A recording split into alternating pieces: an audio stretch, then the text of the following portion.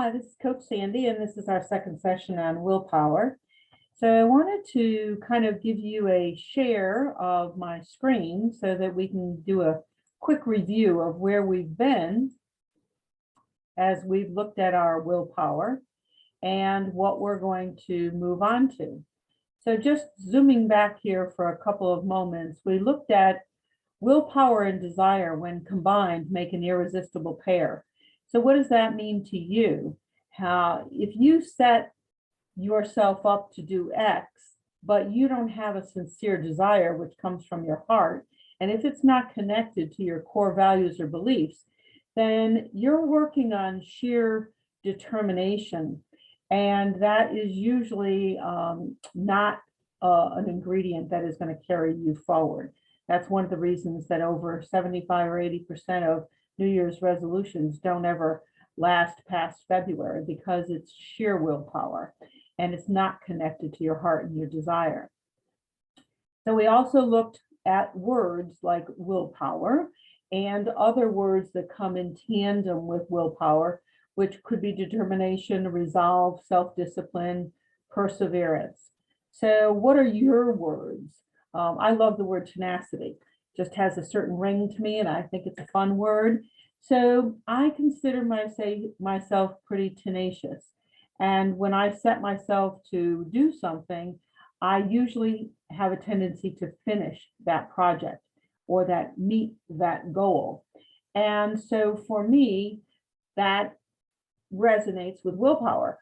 But when I set a goal, it usually comes from my heart and I have a passion about it, or I feel it's part of my purpose or my mission. So that's why being tenacious comes not without a price tag and not necessarily easily, but it is why I think that I have a tendency to believe that my willpower is halfway decent, but it probably is because of that combination of having the willpower plus the desire, which comes from the heart. So I hope that makes it clear where you think you're really taking this course and how you're going to apply it, or these coaching sessions, I should say. And so there are both cool and hot responses. So your cool response is when you really look at something. Yes, this is my goal. Yes, this is my passion. Yes, this is my mission. Yes, this is what I want to accomplish. Yes, these are the steps that I'm going to take. A hot emotion is saying something like, oh, I just cannot go through this for another moment. I have to have that piece of chocolate. My desire is so great to have that chocolate. I need to have that right now. So hopefully you can see the difference between a cool and a hot. And if you're cool, you're probably going to progress step by step. If you're hot, then you're probably going to succumb to that piece of chocolate or to that temptation, whatever it might be. So if you can institute something that says, okay, I'm going to now take and give myself a 5-minute walk, or a 1-minute breath exercise, or I'm going to go and put on some comfort quality music that makes me feel good. I think I'll go light a candle and just kind of feel aromatherapy. So if you can plug in something else that can put you in a cooler state, you're more likely to find that willpower. So this is a face that I thought was interesting. It's somebody pointing their finger at you. And how many times have you pointed your finger at yourself and said, you said you were going to do it and then you didn't, and then you feel bad about yourself? So I'm going to suggest to you that you don't beat yourself up, that you talk to yourself like you're your own best friend, and you go ahead and say, okay, so there was a little lapse. Let's just get back on track and let's go further and not fall off track again, but you're going to love yourself through it.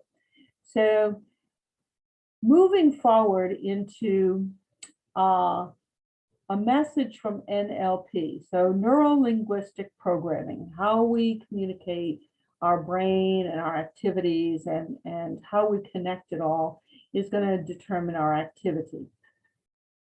So this topic talks about secondary gain. And so I'm not going to read all of this, but I'll give you it in a nutshell. It's the test was done on a woman who wanted to quit smoking. She tried to patch and gum, and just it didn't work.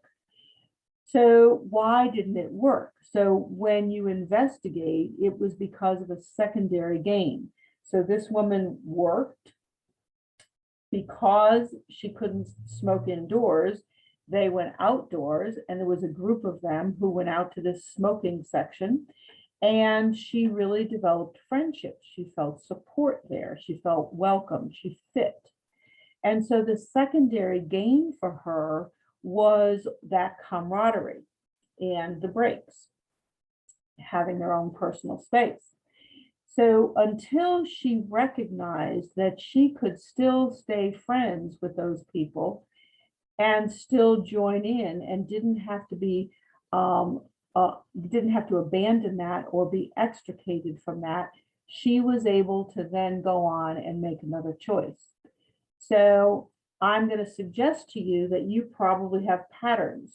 For example, if you have, maybe you don't love to read, but you want to do more reading. You know it's good for you. It can help you with your emotional intelligence and your balance. And you know, you look at other people reading and they look like they're having a really good time. So you might go back and investigate what that secondary gain is, or that secondary barrier. So let's say that you were in school and you did not like those book reports. And so you waited until the last minute to do that book report, and you struggled with the words and you became overwhelmed. And maybe it was a book that you had to read and it really did not resonate with you at all, and you thought it was boring. And so those old messages can pop up, and they can hold you back from going forward into something that now, as an adult, you might really say, I could love to read. And if you can go past those old messages and move into a better place, then you might be able to pick up that book and really enjoy it, understanding that you don't have to do a book report. You can read it in your own time frame, and maybe you even join a book club and start participating and communicating. And you know, your comprehension is there, and your ability to find a deeper message is there. So we have to look beyond what the barriers are, and that can be a way to break through a situation that has held you back, where you haven't had the willpower to accomplish something that you wanted to accomplish. So if willpower is a muscle, then we must use it to strengthen it. So be honest. Ask yourself, is this something that I want to do? And if you really say, yes, it is, but I don't have the time. So there's a normal response, I don't have the time.